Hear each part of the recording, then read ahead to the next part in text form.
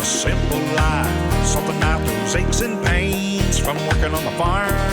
Hey guys, it is Eric here at Farpoint Farms, and I made 2 videos a while back about classic BB guns, pellet guns that I owned when I was in my my teens or preteens, and they did pretty well. People enjoyed the nostalgic trip down memory lane, and so I decided I would show off this. To me, this is a modern BB gun or pellet gun, but to a lot of you, 2003 seems like it's still vintage. I purchased this in 2003 when I had, I was living in my new house for about 2 years, and I got this thing because I kind of got reinterested in BB guns at that era, and this was considered to be one of the top of the line guns of its day. The big difference between this and what I grew up with is, instead of having to pump this up in between each shot, this one is powered by CO2. Now, when I was a teenager, CO2 was a thing. There might have even been a few rifles, although nothing in my price range, that operated off of that. But for the most part, CO2 was for handguns. But they have come up with this thing, the 1077 from Crossman, and it has an unscrewable end here. Take that out and you're able to insert a CO2 cartridge. And once you do, slide that in like this. Once you do and you seal that off, you are now operating a semi-automatic BB gun, which is really cool. I can just imagine how much money I would have wasted on CO2 cartridges and pellets back in the day. And while I've been calling this a BB gun, I guess in reality it's a pellet gun. It is a .177 caliber BB gun or pellet gun, and it is semi-automatic, sort of. I'll get into that here in a second. Has a removable magazine, and you can see in there it goes. And the trigger is a pretty hefty pull. That's where the semi-automatic is and isn't. Instead of it having a blowback operated semi-automatic mechanism, you actually just have a pretty serious trigger pull that pulls back the spring and then fires it again. So it is semi-automatic, but it's got quite a trigger pull on it. That being said, I found this to be extremely accurate and a whole lot of fun to play with. A CO2 cartridge gets about 30 to 40 shots out of it at reasonable power, and maybe another 10 at lower power. But these were, relatively inexpensive in the early 2000s. I just got this thing out of storage and cleaned it up, and I bought some pellets and I bought some CO2. We're going to shoot this thing today. These have definitely gone up in price. So have pellets, honestly. But let me lay this down and we'll take a look at the magazine, because it's kind of an ingenious setup here. So you can actually buy, I looked online, they still make this weapon and all the accessories for it, which is really cool. But it kind of has a little squeeze here on the bottom. Squeeze that and you can release it. You also have this little pull right here. That releases our magazine, and it's like a rotary magazine. It's a 12-shot mag, slides in there, and you can put pellets in it. Now, I bought some pellets for us to play with today, and I got some from Mild to Wild here. So first one I got was Copperhead airgun pellets. These are pointed pellets, and we'll try out these against an apple. So I've got some apples. We'll also shoot a target with it, but pointed pellets there. Then I got these. These are Daisy 500 count precision flat nose, if I can unscrew it. Oh, I must have glued that on there. Oh, I see, it's got tape on there. I'll get those out of there, but those are flathead. Those are what I grew up with when it came to pellets. It was hard to find pointed pellets back then. Then I got some exotics. I got some interesting ones, and I have a feeling for this caliber of a rifle, this is just going to be for fun. But here's a polymer tipped pointed pellet. It's called the Polymag Premium Hunting Pellets. 200 pellets there. All these were available at Walmart. And this one here is even weirder. I like this. Oh, there goes one. That is a plastic base. It's a sabot round. The pellet itself is actually smaller than .177 caliber, but it has a plastic casing. So that one is going to be like hyper velocity. And so what I'm going to do here is we'll load up. I've got 2 of these magazines here. I'll load up conventional pellets in this one, and then we'll switch over and we'll try the pointed pellets, and then we'll try the polymer pellets, and then we'll try the extreme velocity pellets. But we're gonna have fun with this thing.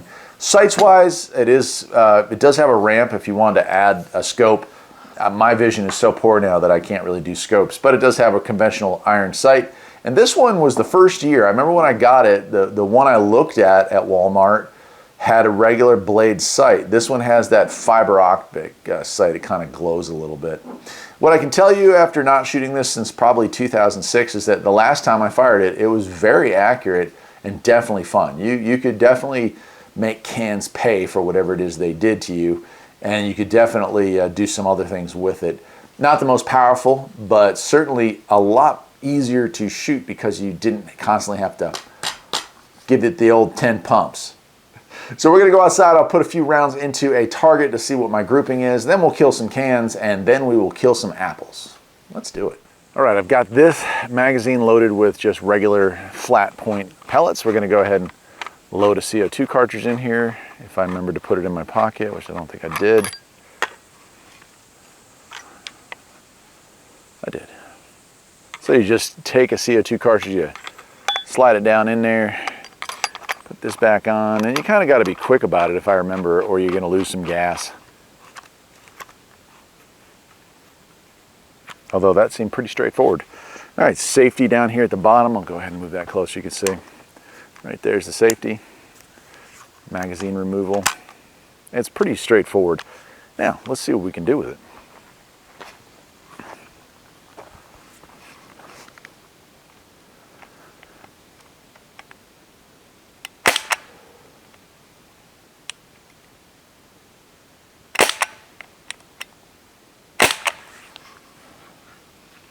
Let's check that out.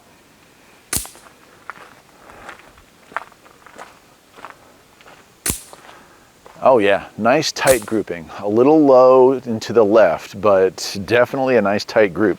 And I don't know if you can tell from watching this on video. I know the lighting back here isn't all that great because it's a little overcast, but trigger pull is like multi-stage, right? You're gonna pull it back a good ways, and then you feel it firm up. That's when you're actually pulling the trigger. The rest of it is moving the mechanism over to the next round, and so on and so forth. All right, let's see about taking out that can downrange.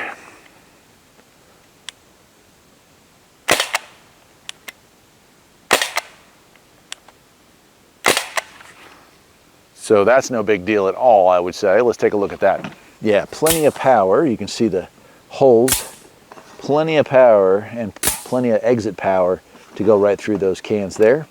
Now we've got our apple. It never did anything wrong to anyone, but still it's sacrificial. It fell off the tree before I had a chance to pick it. So let's see what flat point pellets versus that apple look like.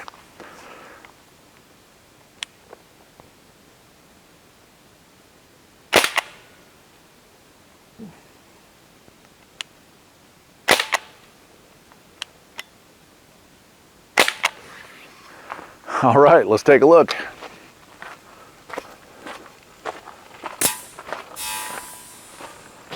Oh, wow. Okay, that apple never had a chance. So we've got some pretty interesting entrance wounds, and it blew the back right off of that. You can see it split it open. So those flathead pellets, they usually do a good job, especially short range, but you can see the cavity there. That's a good shot. And there's some splatter up here on the table as well. So definitely getting the job done. So a gun that hasn't been fired in 18 years is definitely still accurate. It doesn't appear to be leaking any gas, and it definitely still has what it takes to be a potent weapon. Adjusting my sights off of just eyeballing it. Let's see if we can get a hole in one here somehow.